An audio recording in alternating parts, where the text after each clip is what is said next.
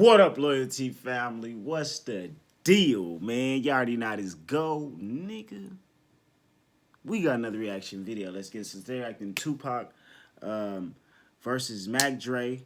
You know, this is another Swamp Story video. This is an untold beef. This is what he's saying, right? I've never, right, in all the history of me living, I've never heard of this. So if y'all, you know, for my people that's from the up north, y'all let me know. You feel me? Like, I've never heard of this shit, you know? Never heard of this shit. So, as well as if you're new to this, I'm new to it as well. But y'all let me know what's your favorite Tupac song or what's your favorite Mac Dre song. And I just dropped a recent Mac Dre song, Slideshow, with my boy, featuring, I think, Too Short and RIP Tracks a Million. As well as, man, let's get it straight to it, man. Comment, follow, something else. One star being the lowest. And send me your favorite clip that I as well as, man, let's get it to 100 likes. That's it. That's all. Let's get straight into it, man. Let's press record. Let's press play. And if y'all enjoy my reaction videos, I need y'all to start sharing these. Welcome back to another video. episode of Swamp Stories. For this episode, we go back a few decades to cover some stories that many people don't know about. But before we get into it, make sure to leave a like and subscribe. Comment your favorite movie. You can also follow the Tupac Instagram page as well. Mine's In the mainstream hip-hop world, the West Coast was all one group against the East Coast. But in all reality, that's not how things work. The West had its internal issues that were way more serious than the rap world thought. But in order for it all to make sense, let me break down the backstory. Tupac was born in East Harlem, New York. His real birth name was Lassane Cooks, but as an infant, his mother renamed him Tupac after an Incan ruler from the 1700s. But when he was in middle school, he moved to Baltimore, Maryland, and that's where he met Jada Pinkett. And I don't even like saying her name because Will Smith deserves way better. But anyways, after attending art school in Baltimore, he then moved to California. And this is where the story begins. Most people think that Tupac was from LA or Oakland, but both of those are... Okay, that's where he's wrong. A lot of niggas know, if you do your history, everybody know Tupac wasn't from Oakland. Everybody fucking know he ain't from Oakland. Straight up wrong. 1988. At the age of 16, Tupac moved to Marin County. And for those who don't know, Marin is the wealthiest and safest county in all of California. Ultimately, Marin is known for its millionaires, actors, and tech moguls. So in the Bay Area, if you tell people that you're from Marin, remember he did go to performing arts school. And that's because it's the suburbs that are disconnected from the rest of the Bay. So you're telling me that Tupac is from the suburbs? Yes, but not really. Tupac lived in the Golden Gate Village housing projects in a small community called Marin City. Luckily, he attended an elite high school that was known for its acting and music programs. His classmates even say that he loved hanging around rich, artsy kids because he didn't feel accepted in his community at first. And anyone that knew him will tell you that if it wasn't snowing, Tupac was not going. So basically, when Tupac was first in the Bay Area, he was split between two lives, the environment he lived in and the elite school he attended. But part of the reason for the disconnect was that he was preaching about ideas that many people were not trying to hear. So look, I mean, look, that kind of shows you where his education background come from, you know, as well as his mom being well equipped with, you know, knowing her history of, you know, the culture of black culture and just culture in general. You know, this is where he kind of this is where it sparked his, you know, his educational thing where, you know what I mean, he became that let's say philanthropist or that trailblazer. You know, this is where it kind of started for him, you know, going to performing arts schools, dealing with both spectrums, right? Dealing in the hood and going to a school where you're dealing with wealthy people. So now you're also looking at both sides of the coin now, right? So you understand what you're dealing with, and now you get to see how they're privileged, or you get to see what they deal with. His knowledge of black issues and history was off the chain. And us in California is like, man, give us a bag, give us a way to make some money, give us a way for these people. Okay, so at that time, of course, you got the Black Panthers, but you know, drugs and all these things are coming around. So, you know, in the hood, we're not trying to look up to these people because that's not what's going on. That's not what we see. We don't see those dudes in the hood every day. You know, let's say we didn't see Malcolm X. I'm not saying we, but we not seeing some of these individuals in the hood every day. We seeing these niggas with gold chains, you know, big ass Cadillac cars, rims, all this type of stuff. So, you know, that's what maybe make a young man Stop envious. Fucking with us. Give us a way to be cool and independent. That's all we care about. Parties, all that kind of stuff. And he was talking knowledge about how, you know, your situation ain't right. He was very knowledgeable, and he knew his African history to the T. But as he got closer with the people in Marin City, he began learning how to record raps with a local group called 5150. But there was one thing that he... Shout out 5150. We ran into another ad, y'all. Y'all know we're going to run into about 3-4 of these ads. They don't know we exist. By the end of this video. Well, they will Shout out not. to Swamp Story. I think we should know the rest of I them. need to talk to Swamp Story, though, man. same He put some circle. information out here that He knew we need to he fix. could not start his career in Marin because people would instantly But of course, assume I'm he not was the only soft. person. Even though there was all kinds of stuff going on in Marin City, it had no recognition. So that's when he decided to explore the Bay Area. His first stop was Oakland, and that's where he started rapping with a group called Digital Underground. At the same time this was going on, So if y'all, anybody, because I know I got some people from up north, and I got some older people, man. Y'all comment below some 5150 songs. And of course, we all know about Digital Underground. there was another rapper making noise about 30 minutes north. In the small city of Vallejo, Motherfucking Mac Dre, Andre hello. Hicks, also known as Mac Dre, had a brand new style. Him and his crew were called the Romper Room, and they were the fly guys with the old school cars and the gold chains. And the reason they caught Them people's same attention dudes I was is telling that you they were about. so much different than the tough guy rappers in Oakland. And funny enough, that's who Tupac was trying to become. But before he would rap about it, he made sure to live that life first. Like, he was really wild Yeah. at that point. Yeah, Oakland was crazy. So, we used to play games. Like, we'd roll through the hood and see whose hood was more gangster. Just we'd throw bottles and shit and see who better. That way we know what hood not to with, You guys What? play this game. Yeah, You and Tupac? yeah. Well, we was on Spice one. One, I knew that was Spice One. The thug life was real as hell.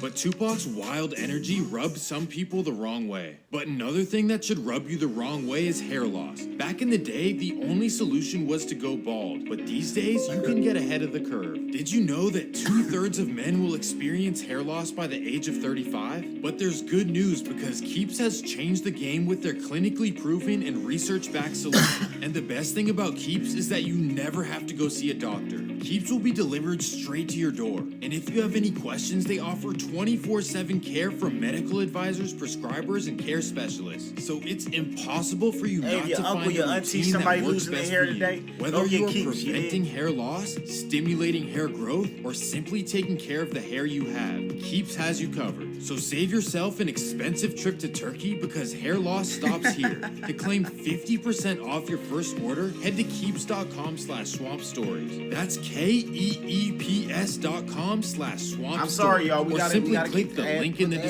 there, description. too. Tupac's wild energy and persona rubbed some people the wrong way, but none more than a summer night at the Women's Club in Vallejo. At this club was Mac Dre and the Romper Room. And remember, at the time, they were the coolest guys in I think Mac Dre is from Vallejo, so this was already like, you know what I'm saying? You already in our hood, and you got us fucked up. Vallejo. But here came Tupac. He did not care who you were. So Mac Dre's crew would make jokes at him, and he was not laughing about it. Tupac and his boys would get into an altercation with Mac Dre's crew. But after the altercation, Tupac would do something very odd. Instead of making matters worse, he decided to book Mac Dre in the Romper Room to perform in Marin City. So Mac Dre would take this as an apology or a peace offering from Tupac. But that wasn't necessarily the case. So it's the day of the performance, and Mac Dre and his crew Oh, hop it's in the payback. limousine. It's payback, y'all. That's all it is. That's motherfucking payback.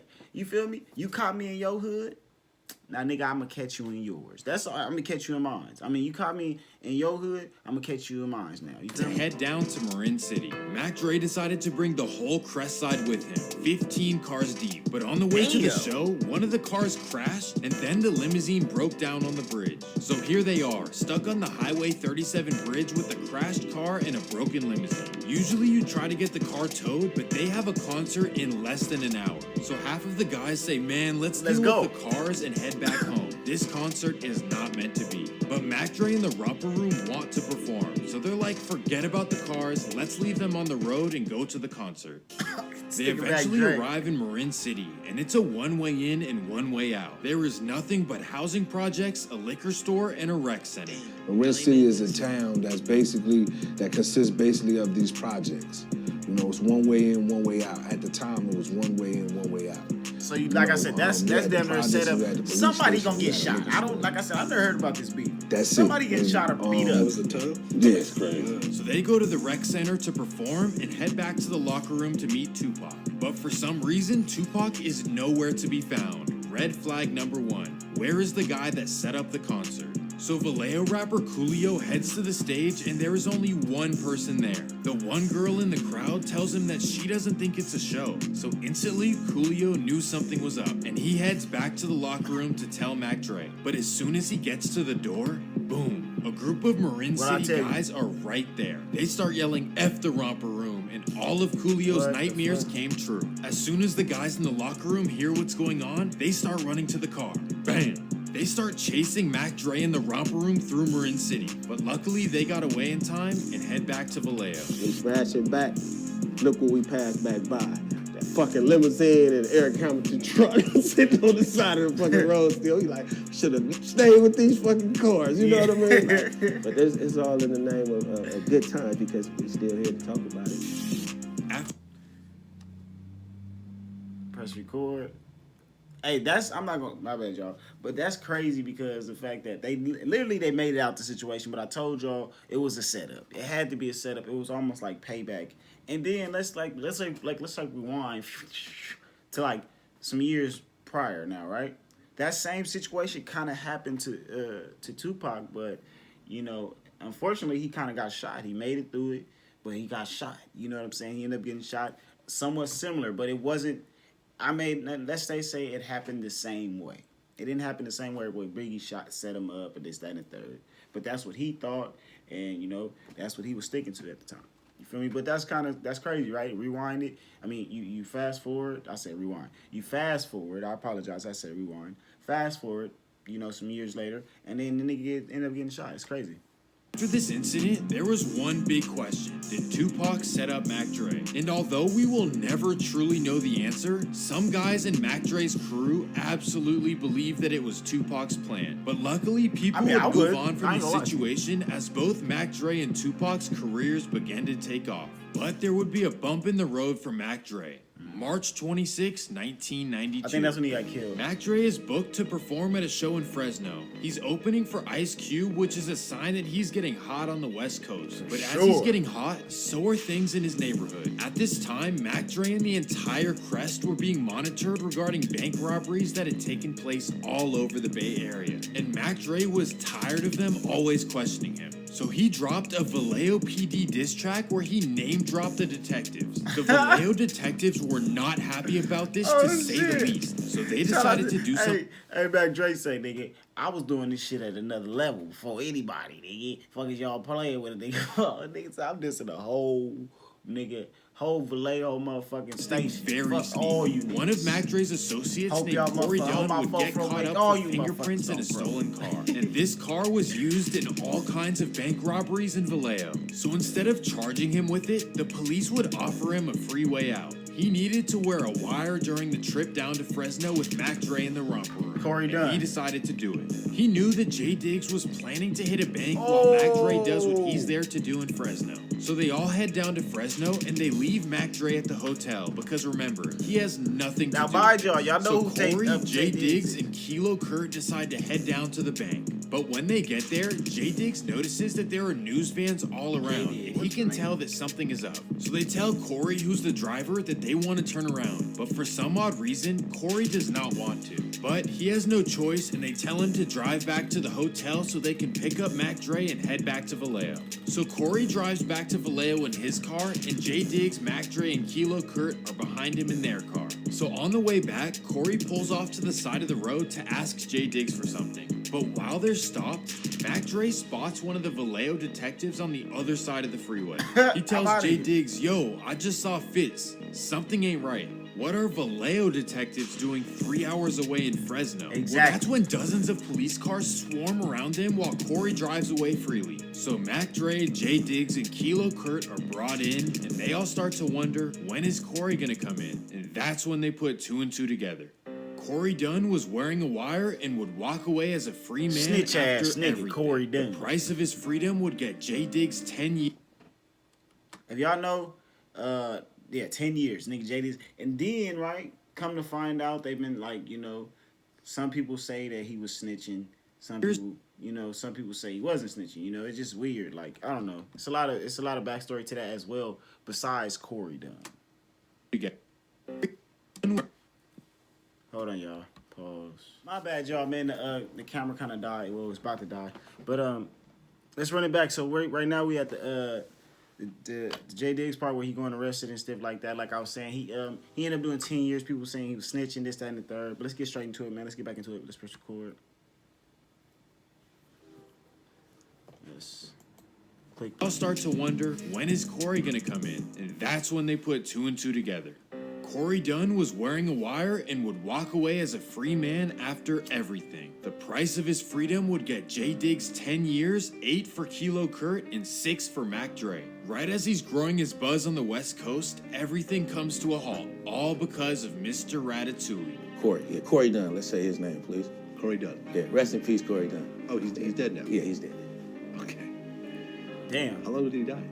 He died in 2010. But regardless, you might be wondering, why did Mac Dre go Corey down Dunn, when know. he wasn't even involved? Well, it's because he kept his mouth shut the entire trial and ended up with a conspiracy charge. But he, just like Corey Dunn, was Shout out offered Mac an Dre. easy He was way a out. solid nigga though, right? He could have been like, nigga, I ain't got nothing to do with none of this shit. I am a rapper. You feel me?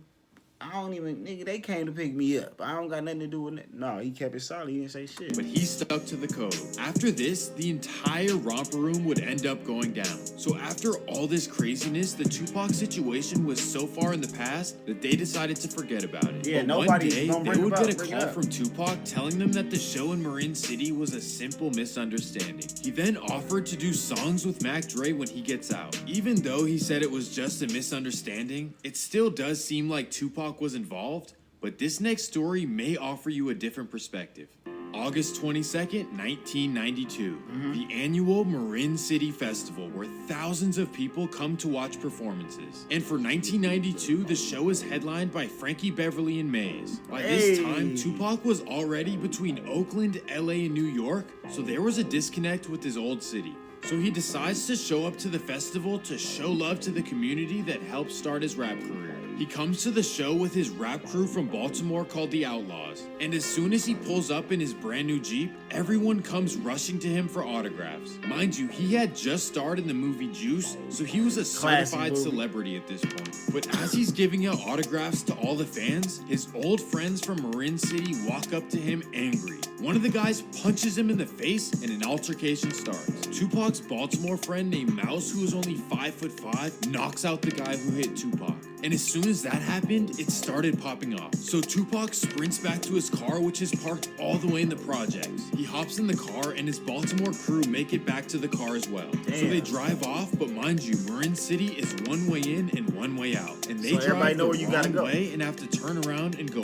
right back through the project. Yep. And when they get back, the entire neighborhood is waiting for them in the street. What? They would have things thrown at them, but thankfully they would make it through. But the worst news was yet to come. When they got back to the hotel, Tupac turned on the TV and saw all over the news that a 6-year-old kid named Kaid Walker had passed away. And that's when Tupac would be arrested for it. His friends would say that it was their first time watching Tupac cry since they were kids. He felt awful about the situation for multiple reasons. First of all, his old friends in Marin City turned on him, and it led to the sad loss of a child. But after a little while, Tupac would get out. He would then decide that LA would be home for him. He thrived there and made arguably the greatest rap albums of all time. At the same time all of this is going on, Mac Dre is still locked up. He wouldn't get out until after Tupac passed away, so sadly they were never able to collaborate as they had planned. Can you imagine a Tupac and Mac Dre album? But let's jump ahead a couple of years to the most interesting part of this whole story. 1998. Mac Dre finally gets out after 6 years and starts dropping music instantly. But his first couple of albums didn't do as well as he expected. The 6 years that he missed held his creativity back.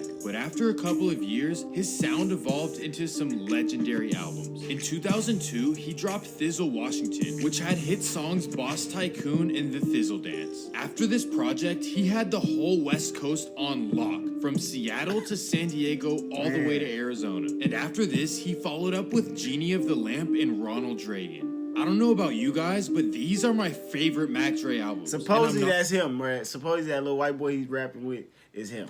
You know, so I'm not alone in that, because cities like Kansas City and Detroit were big fans as well. So in 2004, Mac Dre was on top of the world. His slang and sound were unlike any other rappers. Initially, Mac Dre's passing was included in the video, but now that all kinds of new information has come out, I decided to make it its own episode. That right there is one of the craziest stories in hip-hop. But to end the video off on a positive note, check out Mac Dre and Tupac showing love to the Bay. I've been a lot of places, and there's no places like the Bay because shout out Mac Dre, so shout out many RP, Mac races Dre, interact RP, with each Tupac. other, and they get along. You already know how this goes, good. man. It's not, Shout out to Swamp Stories racial too. If y'all enjoyed this tension video, when I seen this out, I said, all right, I gotta make sure I put this out as soon as possible for y'all. About flavor and different shit like that. Not to diss New York, I learned a lot, but I never knew the game. I never learned the game. When I went to Baltimore, I didn't learn the game. Nobody ever took the time to show me the game. When I got to Oakland, that's when I learned the game. That's when I just... When he really was popping it up, somebody just woke it up inside me, you know what I'm saying? Like a religion. And I just saw it, and I saw it in Oakland, I saw it living in Oakland, I saw it thriving in Oakland. I just saw everybody being about the game. That's the first time I saw all niggas thinking about one thing, the game. And they all follow one rule, the game, the rules of the game.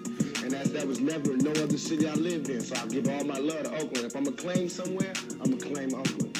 Even if I don't live there. I live in L.A. now, but I'm going to still claim Oakland. That's where the game of the game.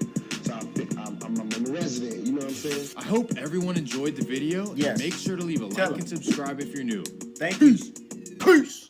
But y'all already know how this go, man. That's the end of the video. You heard what the fuck he said. If you enjoyed this video, man, make sure you like it. Make sure you share it. And don't forget to like, comment, subscribe, man. Make sure you share it to your auntie, your granny, and your motherfucking baby. Yitty.